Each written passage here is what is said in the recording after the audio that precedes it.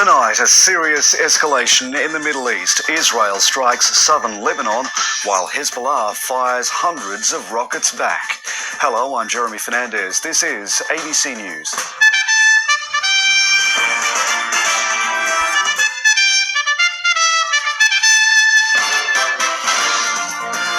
A stabbing rampage in Sydney South. A woman is taken to hospital in a critical condition after her partner allegedly attacked her and bystanders. The new tool designed to help during 000 calls. And the Giants' 7-game winning streak comes to an end in the final round before the finals.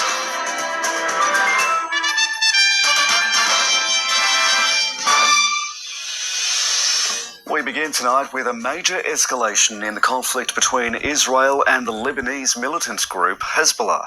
Just before dawn, local time, around 100 Israeli fighter jets carried out a series of airstrikes across southern Lebanon in what the military claims was a preemptive strike. In response, Hezbollah fired hundreds of rockets towards Israel in what it says is stage one of a major retaliative operation following the killing of its commander Fuad Shukr. Middle East correspondent Alison Horn reports. Wow. Rocket fire dots the night sky on Israel's border with Lebanon. The distant boom of missiles heralding a new and incredibly dangerous moment in the Middle East. Israel says it had launched missile and airstrikes as a preemptive measure over what it says was a looming Hezbollah attack. A short while ago, the IDF identified Hezbollah terrorist organization preparing to fire missiles, rockets towards Israeli territory. Hezbollah says it's fired hundreds of rockets in retaliation to the killing of a senior commander last week. In a self-defense act to remove these threats, the IDF is striking terror targets in Lebanon from which Hezbollah was planning to launch their attacks on Israeli civilians. The potential for a regional war has been rising since the suspected Israeli assassination of a Hamas leader in Iran. Israel has been preparing itself for any attack. Israeli Prime Minister Benjamin Netanyahu held a meeting early on Sunday with members of his cabinet. Israel is now in a 2-day state of emergency. Hezbollah is a formidable foe with more than 150,000 rockets in its arsenal. The militia is backed by Iran. All eyes will now be on what Tehran decides to do next. Let's bring in Middle East correspondent Alison Horn now. Alison, what's the mood like there in Jerusalem, and is there concern about a war here? Well, there's certainly an increased sense of fear, Jeremy, as people wait to see what's going to happen with this situation and how it will progress. Israeli officials have stepped up their security warnings across both central and northern parts of the country. They've imposed new restrictions on the number of people who can gather together. They've asked schools, universities and even workplaces to close today unless they have immediate access to a bomb shelter. And the military itself is also increasing its readiness in those northern areas. It is still currently striking into southern Lebanon.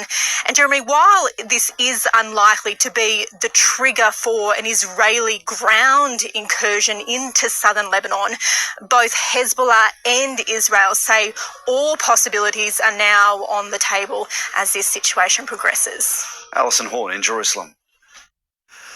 The attacks have sparked concern of a broader regional conflict. The Foreign Affairs Minister, Penny Wong, is urging all involved to exercise restraint and de-escalate the situation. The ABC's Global Affairs editor, John Lyons, looks at the risks from here. Iran now holds the key to what happens in the Middle East. The biggest question right now is, what will Tehran do?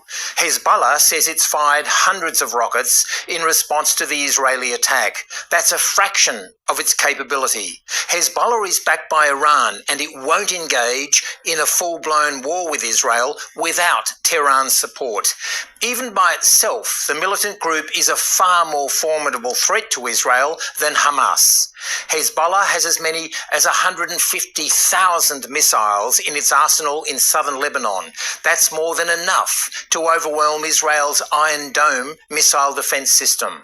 So if Iran does decide that now is the moment to attack Israel, it would give the order for Hezbollah to unleash vast numbers of those long-range rockets. The eyes of the world will now be on Iran. How it responds in coming days will determine whether there'll be a regional war. A horrific scene unfolded in Engadine in Sydney's south this morning when a man went on a stabbing spree on a busy road.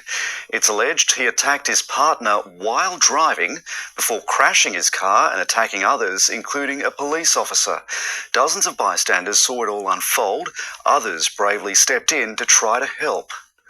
The shocking aftermath of a chaotic crash. The 58-year-old suspect runs from a police taser while slashing himself with a box cutter before being pinned to the ground and arrested.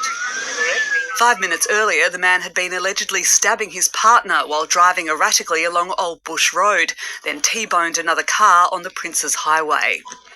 We heard a big bang and then came out to arguing and then realised that he had a blade.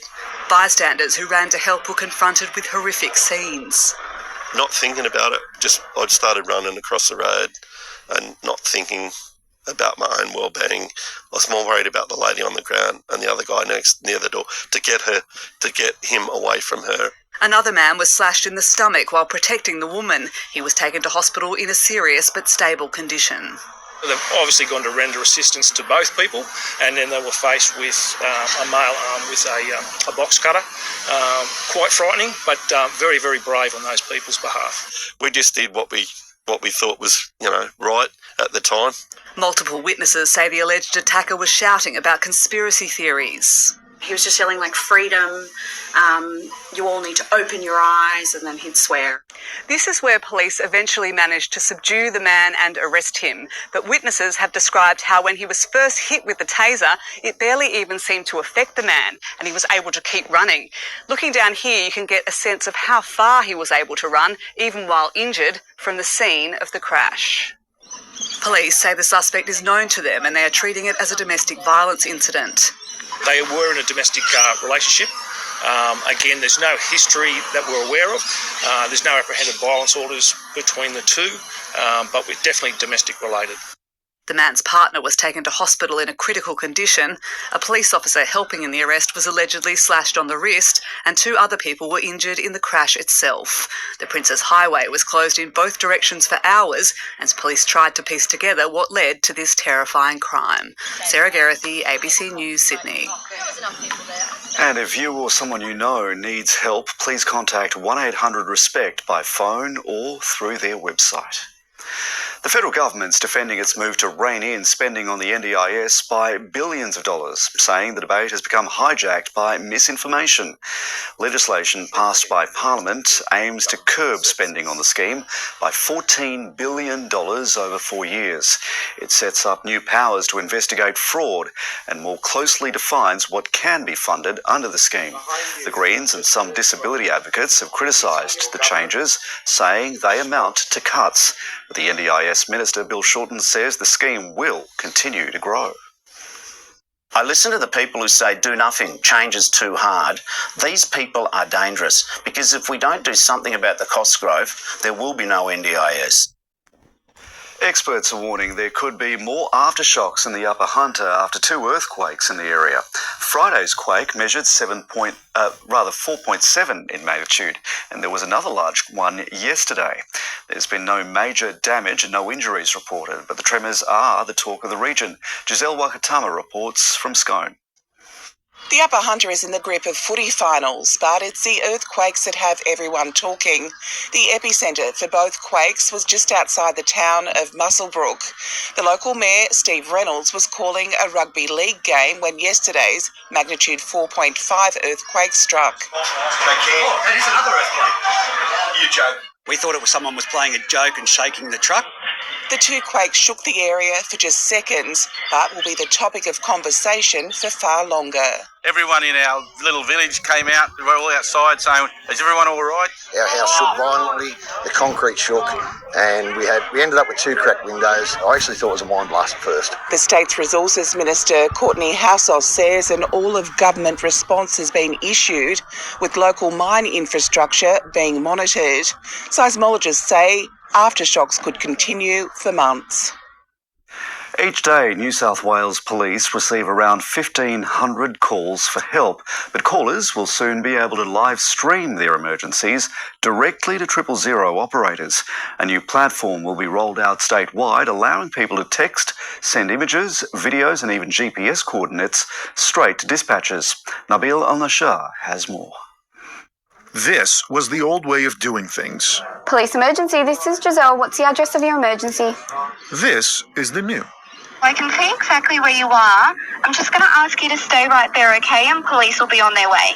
The new police platform BlueLink can pinpoint a GPS location in seconds. It can also live stream from a caller's smartphone, giving 000 operators eyes in the field. Any live video stream you send us can be used as evidence. Dispatchers send a link to the caller's phone. Callers can then reply in 150 languages and can upload pictures and videos too. It is absolutely groundbreaking, and we're so delighted to be able to launch this today and for the police to have this capability. Police say the platform is already paying dividends. It was used to collect evidence in the aftermath of the Bondi Junction massacre. And over the past year, more than 700 incidents were live streamed back to emergency operators as part of a trial. We've seen the success of that with missing bushwalkers and or high-risk missing individuals that may be looking to self-harm, and they have clicked on those links and we have found them very quickly and then got them off to hospital and ultimately assisted in saving 100 people's lives.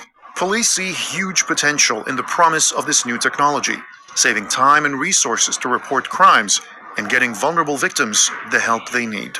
Nabil Al-Nashar, ABC News, Sydney.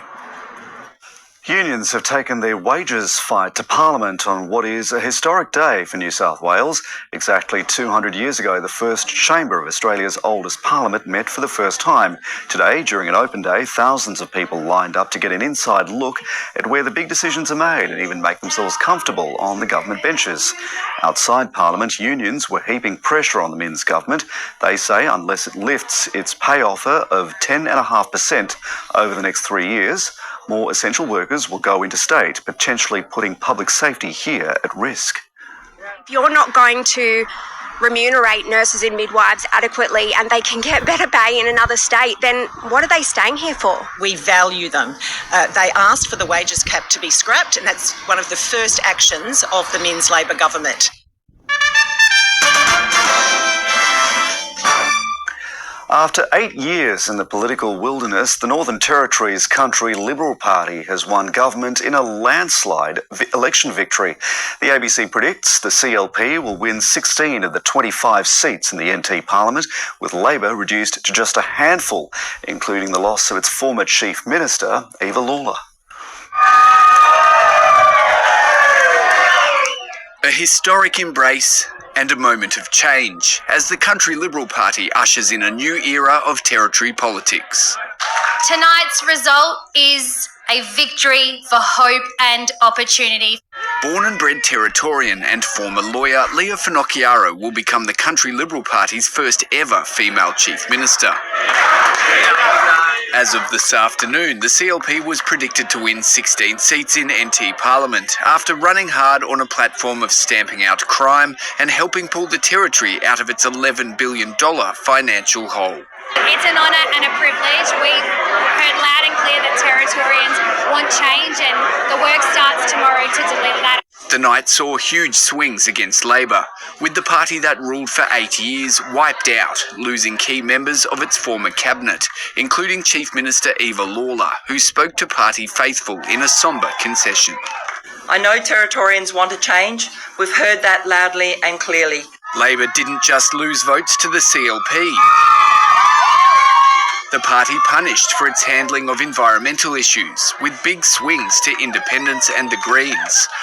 It shows that when you provide a positive alternative, people will change their vote. Coalition senators sounding the results as a warning for the Albanese government. Now that the Northern Territory is delivered a country Liberal Party government, I think the coalition, we can be quite confident in going toward the next federal election. In terms of what were the key issues in the Northern Territory election, it really is around law and order, very much territory-based issues. A new leader voted in to try and deliver change to fix some of Australia's toughest challenges. Matt Garrick, ABC News, Darwin. A new report reveals the annual number of drug overdose deaths has almost doubled over the past 20 years. The latest figures show more than 2,300 people died in a single year. The vast majority involve two or more drugs, often opioids, such as heroin. Jen Furby lost her 25-year-old daughter Nicole to overdose in May 2022. Often I'll have a moment of realisation that I'm never going to see her, and I just cannot believe it. Nicole died with 4 different drugs in her system. A report from the Pennington Institute found 73% of unintentional overdose deaths involved 2 or more drug types. Opioids turned up in 80% of those deaths, followed by benzodiazepines, antidepressants, stimulants, and alcohol. Heroin is driving the increase in opioids, and experts are also worried about the increasing risk of powerful synthetic opioids such as fentanyl and nitazenes. The problem is that they're appearing in counterfeit pharmaceuticals, but they're also appearing in cocaine and in heroin. The data shows deaths involving stimulants are also increasing. In relation to Indigenous Australians, we've got a huge overdose problem, about 4 times worse than the general population in Australia. Pennington Institute Chief Executive John Ryan is calling for a national overdose prevention strategy. He says less than 2% of the drug budget goes to harm reduction, while 2/3 goes to law enforcement. Even though we know that we can't arrest our way out of these problems. The Federal Health Minister Mark Butler has labelled the report findings as concerning, and in a statement said the government is actively monitoring the emergence of nitazenes alongside continued reforms and investments in drug treatments. Nicole was Jen's only child. Her grief will be with her forever. She was my best friend, and I'm pretty darn sure if she was sitting here with us today, she'd say the same about me. She wants people who use drugs to be part of the conversation about how to save lives. Rachel Carbonell, ABC News. German authorities have arrested a 26-year-old Syrian man over yesterday's fatal stabbings at a festival in the city of Solingen. The so-called Islamic State group earlier claimed it was behind the attack, which killed 3 festival goers and wounded 8 more. German officials said a terrorist motive could not be excluded, and after a tip-off, raided a refugee hostel. The stabbing attack has reignited debate around national security in Germany, and the government is calling for unity. We won't be divided in times like these, but we stand together and will not allow such a terrible attack to divide our society. Meanwhile, in France, authorities have arrested a suspect they believe was behind an arson attack on a synagogue in the country's south. Police allege he deliberately set fire to 2 entrance doors of the synagogue, then set alight 2 cars parked outside. One of the cars exploded, injuring a policeman. President Macron described the attack as a terrorist act. 2 NASA astronauts who've been stranded in space since embarking on a Boeing test mission will return home next year on board a spacecraft owned by Boeing's rival SpaceX. The astronauts, Butch Wilmore and Sunita Williams, were on what was meant to be an 8-day mission designed to test Boeing's Starliner aircraft. But the capsule suffered technical issues. Some of its thrusters failed while trying to dock at the space station. NASA today confirmed that after an agency-level review, the astronauts will come home on SpaceX's crew mission, scheduled for next year. Boeing Starliner will return without a crew. Each year, tens of thousands of people in Japan suffer so-called lonely deaths, where their bodies aren't found for weeks, months, and sometimes years. Many are elderly, cut off from their communities without family or friends. And as Japan's population continues to age, some in the community are doing their bit to support the most vulnerable. This is grim work, but someone's got to do it. Takuya Shiota has come to clean up a lifetime of possessions after the elderly resident in this apartment died. With no friends or family, the occupant was undiscovered for 3 weeks until her rent went unpaid. The deceased passed away here, and the smell was quite strong because of the fluids that came out of her body. So we cut out all here and disinfected it. Japan's suffering from a lonely deaths crisis. For the first time, the government has crunched the numbers. It's now expected some 68,000 people will die alone this year and left undiscovered for a prolonged period. It's increasing considerably. We do roughly more than 100 cases a year. Japan is getting older. Its population shrinking. Once bustling suburbs and villages are emptying, and elderly people are left vulnerable. It was 20 years ago when Dr. Osamu Yamanaka opened a clinic in one of Yokohama's poorest suburbs. Back then, 4 people a day were dying at home alone. Many undiscovered for long periods. Some were skeletal if no one found them. I was young, and I thought it was unforgivable. Dr. Yamanaka pioneered home care. There aren't many people who are willing to deal with people from the lowest strata of society, but he is willing to come to me. I appreciate it. If I wasn't doing it, there would be an awful lot of lonely deaths. Services like this are now much more common across Japan, but there will always be limitations. Dr. Yamanaka says communities need to fill the gap. If they do not socialise with their neighbours, they will end up with a solitary death. It's very difficult to prevent it.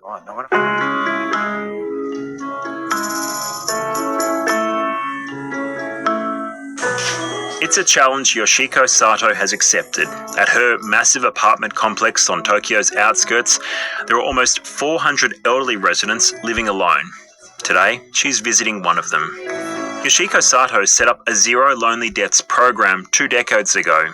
Every year, 4 or 5 people died alone. It was like that constantly. It established a network of volunteers that check up on local residents, leading to a remarkable improvement in the quality of life. She usually visits me about once a week. I look forward to cooking with the vegetables she brings me. It's what makes my life worth living. Yoshiko's mission of Zero Lonely Deaths was soon achieved. After 5 years, the number of lonely deaths became 0 for the first time. But she worries about the future, a future where people are becoming more withdrawn from their community. A community must be built by everyone, but that's not possible in Japan at the moment. People are becoming selfish. If everyone was more considerate of the people around them or looked after them, there would definitely be no more lonely deaths. This is a crisis that's only going to get worse. Japan has the world's oldest society with 1 in 10 people aged over 80. And as the country continues to grow old, there's increasing pressure on the government to do more to care for the vulnerable in life and in death. For those on the front line, government support for community groups is a priority. There is data that loneliness is the biggest factor in shortening life expectancy. In Japan, there's a lack of community ties. I feel it's very common. A need to keep connections until the inevitable end. James Oaten, ABC News, Tokyo. St George Illawarra has 4 teams on its tail in the race for the NRL finals. The Sharks denied the Dragons what would have been a valuable win. The Roosters, though, had plenty of joy on the Gold Coast. St George Illawarra are so close to ending a 6-year finals drought. The Dragons at home sweet home in Wollongong. But their local rivals wouldn't let them gain any breathing space. Beautiful pass, Trindle to Eno. The Sharks set the tempo in Wollongong. Nicola does it so well. Cronulla ran in 7 tries for a strong 38 points to 10 win. They are a top 4 side without a shadow of a doubt. The Dragons' top 8 hopes are still alive, but they can't afford another loss. Jared Warrior-Hargraves' 300th match with the Roosters was a mixed bag. The enforcer was given a timeout on the Gold Coast, but his side looked sharp in the 26-point win over the Titans. Brighton has a hat-trick. Gold Coast won't make the 8, but Lofi Khan Pereira has a real chance of winning the Ken Irvine medal for top try scorer. Gives it to Khan Pereira. He dives in for another one. He's got a hat-trick here today. Kalen Ponga and Jack Cogger starred in Newcastle's 20-point win over South Sydney last night. And Newcastle extend.